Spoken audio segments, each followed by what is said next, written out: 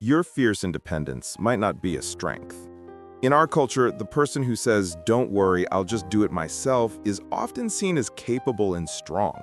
We celebrate self-reliance, but if that phrase is your default answer for everything, you may be carrying a heavy burden that you do not have to carry alone. This deep-seated reluctance to ask for help, even when you're struggling, is not necessarily a sign of strength. It could be a trauma response in disguise. If the very idea of asking for help makes you feel uncomfortable, weak, or anxious, you are not alone. This is a common and understandable pattern. This video is a gentle guide to exploring the roots of this hyper-independence. We will look at why it is so difficult for capable adults to let others in. And we will offer some practical, safe steps you can take to begin building true, reciprocal support systems in your life. This is not about changing who you are. It's about adding a new skill to your emotional toolkit. To understand this pattern, we can frame hyperindependence as a powerful defense mechanism. It's a protective strategy that the mind develops to keep you safe from emotional pain. This tendency is often developed by those with avoidant or disorganized attachment patterns, which are formed in our earliest relationships.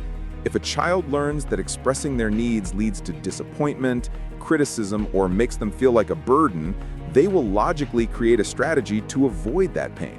That strategy is to minimize their own needs and to rely solely on themselves. The core belief becomes, it is safer to not need anyone. This is not a conscious thought.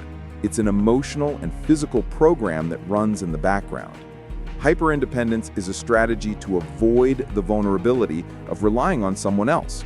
If you never ask for anything, you can never be let down. If you never show your needs, you can never be seen as too much. It's a brilliant strategy for survival, but it can stand in the way of the deep, connected relationships that we need in order to thrive. This brings us to our first insight: the myth of being a burden. At the center of hyperindependence is a deep-seated fear of being a burden to others. It's the belief that your needs are an inconvenience, a problem that others will resent. For many, this belief is based on real experiences from the past, but it's crucial to examine if this belief is still true in your relationships today. In healthy, reciprocal connections, needs are not burdens. They are opportunities for intimacy. When you allow someone you trust to help you, you are giving them a gift. You're allowing them to feel capable, caring, and needed. Meeting a partner's or friend's needs can actually strengthen the bond between you. It builds a cycle of mutual care and trust. The fear of being a burden often assumes that the relationship is one-sided. But in a healthy connection, there is a natural give and take. The goal is not to stop having needs, but to find safe people with whom those needs can be shared.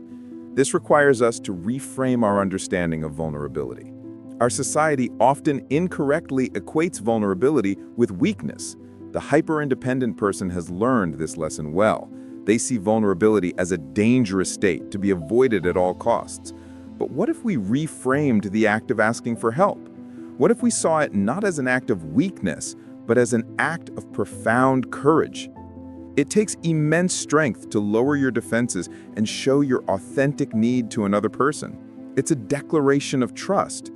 When you ask for help, you're saying, "I trust you enough to see this part of me. I trust you not to use my vulnerability against me." From this perspective, asking for help is one of the most powerful trust-building exercises you can do in a relationship. The lone wolf is not strong, it's just alone.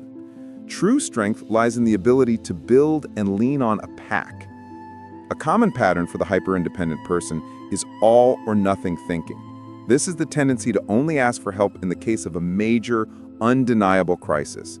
You might manage everything on your own for years until you are completely overwhelmed and have no other choice but to reach out. This makes the act of asking for help feel like a huge, dramatic, and high-stakes event. It reinforces the belief that asking for help is only for emergencies. But interdependence is not built in crisis. It's built in the small, everyday moments. The way to break this all-or-nothing pattern is to de-dramatize the act of asking for help. This means practicing with small, low-stakes needs. It's about normalizing the idea that humans are meant to rely on each other in minor ways all the time. This is not about becoming needy, it's about becoming connected. So, how do we begin to practice this? We start small and safe. The first practice is what we can call the low-stakes ask. The goal here is to collect new evidence that asking for help does not lead to rejection or catastrophe. You start by asking for something very small and concrete from a person you trust. This is someone who you feel is generally reliable and caring. For example, if you're sitting with your partner and they get up to go to the kitchen, you can practice saying, "While you're up, can you grab me a glass of water?" Notice how this feels in your body. Or you could ask a trusted friend, "Could you take a quick look at this one-paragraph email before I send it?" The request should be easy for them to fulfill and not a major inconvenience. Each time you make a low-stakes ask and the other person responds with kindness, you are rewriting an old script. You're teaching your nervous system, one small moment at a time, that it is safe to receive. For bigger or more vulnerable requests, it can be helpful to have a script. This takes the pressure off of finding the perfect words in the moment. A simple and respectful formula for making a request is this: I am working on a challenge. Would you be willing to help me by doing a specific action? For example, I'm working on getting this project finished by Friday and I'm feeling overwhelmed. Would you be willing to help me by proofreading the final page? Let's look at why this script is so effective. First, it defines the situation. Second, it uses the phrase, "Would you be willing to?" which is a gentle, non-demanding invitation. It gives the other person an easy and graceful way to say no if they don't have the capacity, which makes it safer for you to ask. Finally, it names a very specific and concrete action. This is much easier for someone to respond to than a vague cry for help like, "I'm so stressed." This script respects both your need and the other person's autonomy. You were never meant to do everything alone. Humans are social creatures, wired for connection and co-regulation. Your worth is not determined by your ability to be a self-sufficient island. True strength is not the absence of needs, it's the courage to build a life where those needs can be met in a community of support. Learning to ask for help is a journey of unlearning old fears and bravely stepping into a more connected and supported way of being. What is one small, low-stakes way you could practice asking for and receiving help this week?